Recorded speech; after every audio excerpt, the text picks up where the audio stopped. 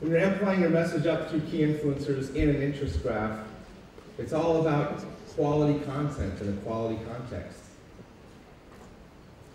It's a different funnel, as was said earlier. We're starting with the key influencers, and those key influencers are letting a lot of people know quickly. In terms of taking the data that we find out of our research, the human really is the last mile, as Tim O'Reilly said. So, you know, I can have a whole bunch of data that I found, all kinds of charts, all kinds of graphs, all kinds of percentages, but really it's that human being that's sitting with that data and coming up with something creative out of it. That's really one of the most important parts of the whole process. Now here in Greece, you actually have some fantastic people, and I would say, you know, quite honestly, you have all you need in Greece. You have very sophisticated practitioners of predictive analytics. You have very sophisticated practitioners of semantic analysis.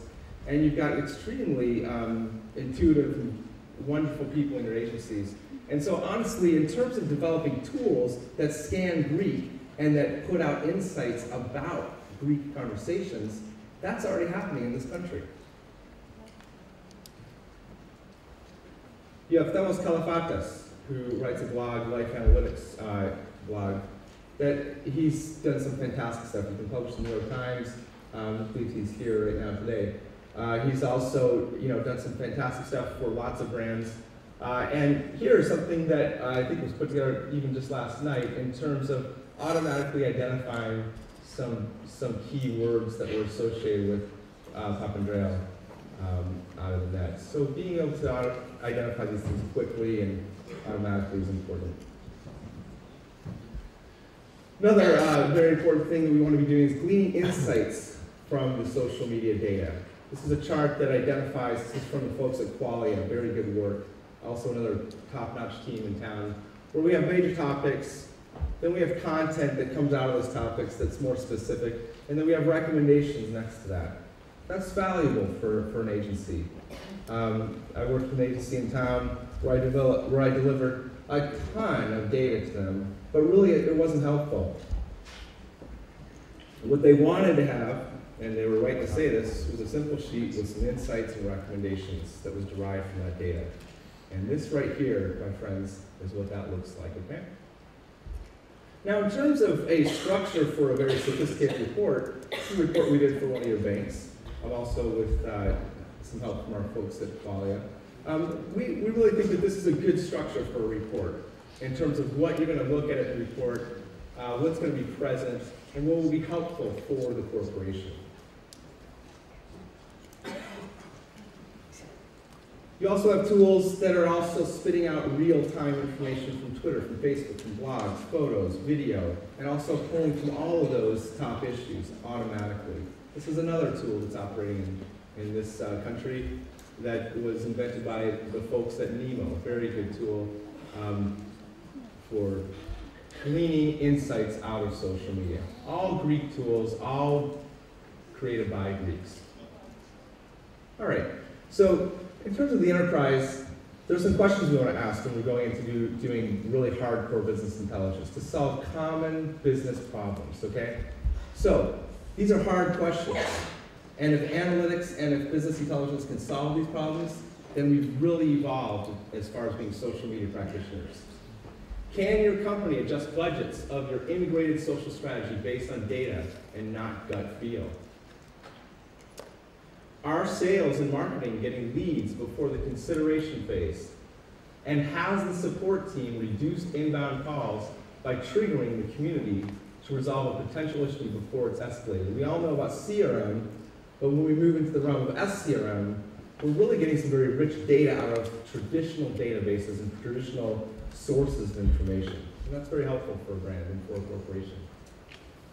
Are you experiencing a faster time to market on products because consumers have dictated the specifications, and can you claim to hold less inventory because the product is built on spec? Now that's a lean and mean organization that, because of the kinds of intelligence panels that their staff have or their third-party practitioners have, they're able to operate in a way that's very, very efficient economically. Finally, or almost penultimately, are you using social data to adjust your supply chain in real time based on customer signals from check-in, tweets, and plan casts? Another very important question we're going to be asking ourselves as practitioners of business intelligence using social media data. Can we provide something that helps the corporation do this? If we can, we're adding value. Finally, do you have a real-time dashboard measuring the health of all social channels revenues, customer service satisfaction, sentiment, and overall program costs? Certainly, we've already had studies and data and lots of panels in the past, but now because things happen in real time, we want to have panels that inform us real time on what's happening. Customer-centric campaigns informed by business intelligence derived from social media data will typically spit out, as was said very astutely before, communities that are non-branded, which we can then orient our customer towards, and out of which we can get information that's relevant for our campaigns. The conversations that we're having in social media properties and that we're having in social networks are very important. And I would say that applying a lot of attention to community manager development is very important. Every brand should have a community manager. It's a real pain in the butt to go into a corporation and have a trade manager or have a brand manager be given the extra duty of being a community manager. And honestly, agencies don't have enough account managers to be community managers. If every brand in Greece decided to run a social campaign, we're going to have to start a school called Community Manager School to educate more young folks on working with brands. And those conversations are going on. That one corporation that they talked about earlier that had 4 people on staff, it was British Airways, 24/7, that's the way it should be. Now, something was said earlier about the interest graph. I honestly think that we're moving from the social graph to the interest graph. In terms of effective social marketing and in terms of effective connection with our customer, it's really done through the interest graph. It's really done through aggregating communities and aggregating and curating groups of people that are talking about what we are interested in with our brand and what they are interested in about our brand, okay? A corporation, a holding company, let's say like Unilever or Cervantes that has many brands, should be listening to their customers and hearing which brands are really wanted in the community. And honestly, if a product has to die in a community because it's not wanted, then it should die, okay? And if other products are supposed to live, then they're going to live.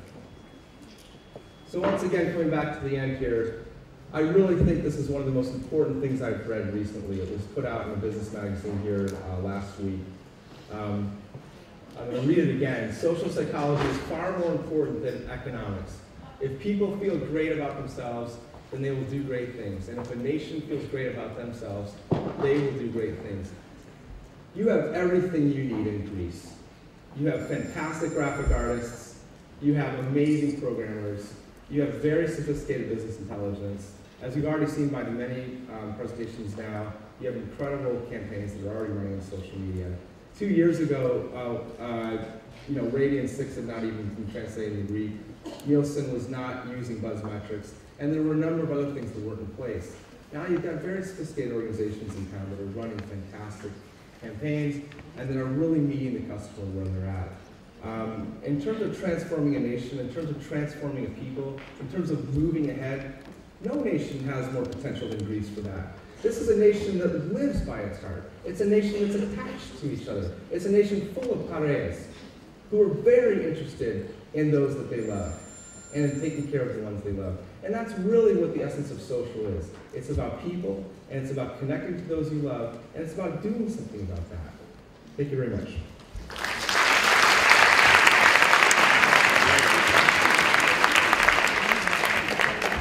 Thank you. Thank you very much.